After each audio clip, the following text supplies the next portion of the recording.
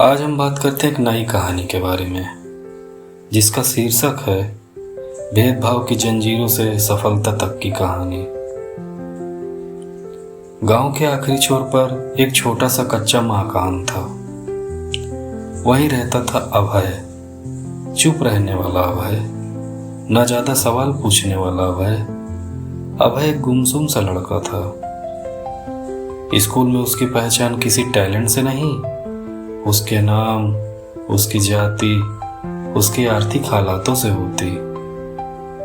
जब भी वह आगे की बेंच पे बैठने जाता, कोई न कोई उसको टोक देता, तुम पीछे बैठो अभय, यह तुम्हारे लिए नहीं है। टीचर से सवाल पूछता, टीचर हंसने लगता।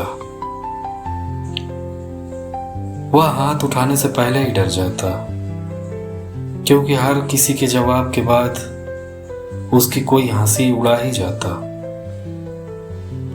एक दिन उसने हिम्मत करके कहा, सर मुझे भी मौका चाहिए। सर ने बिना देखे ही जवाब दे दिया, अपनी औकात में रहो अभय। ये वाक्य नहीं थे, ये शब्दों के जंजीर थे जो उसके दिमाग में घर कर गई, और धीरे धीरे यही जंजीर उसके दिमाग में कसती चली जा रही थी। अभय ने बोलना बंद कर दिया, पर सोचना नहीं छोड़ा। जब बाकी बच्चे खेलते तो पुरानी फटी रद्दी किताबों में वो अपनी दुनिया बनाता रहता।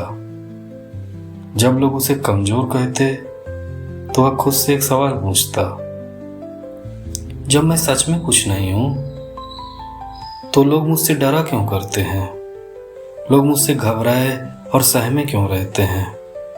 क्या मेरी कामयाबी से उनको जलन होगी? यह सवाल वो अक्सर पूछा करता। समय बीतता गया। शहर के कॉलेज में अभय पहुंचा, पर भेदभाव की लकीरें वहां भी उसको दिखाई देने लगी।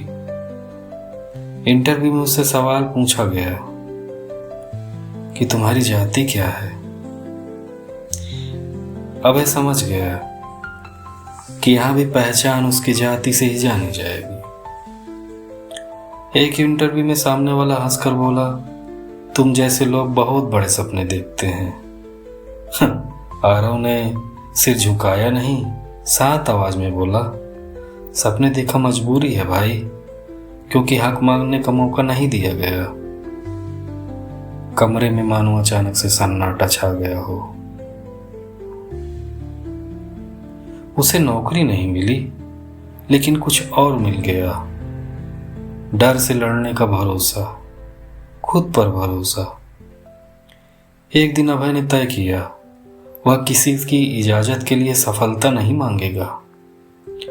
वह रात रात भर पढ़ाई करने लगा। दिन में छोटे छोटे काम करता।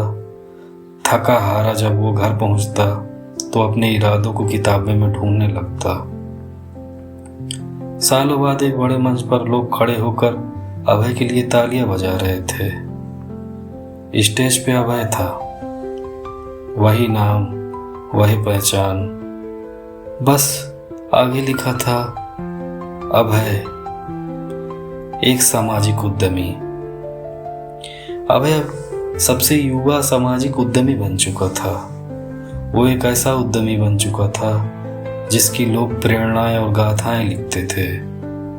लोगों को उससे मोटिवेशन मिलने लगा।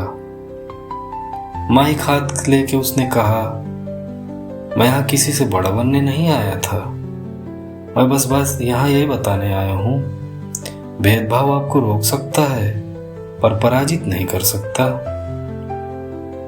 नीचे बैठी भीड़ में वही चेहरे जो कभी उसके पीछे ढकेला करते थे, आज वे सुन्न हो गए। इस कहानी से क्या सीख मिलती है? कि भेदभाव की जंजीरें बनाता है, लेकिन जब कोई जंजीरें तोड़ता है तो दुनिया उसे सर आंखों पे बैठा लेती है। बस सही दिशा और सही जगह और सीढ़ी चाहिए होती है। इस पे जरूर सोचिएगा।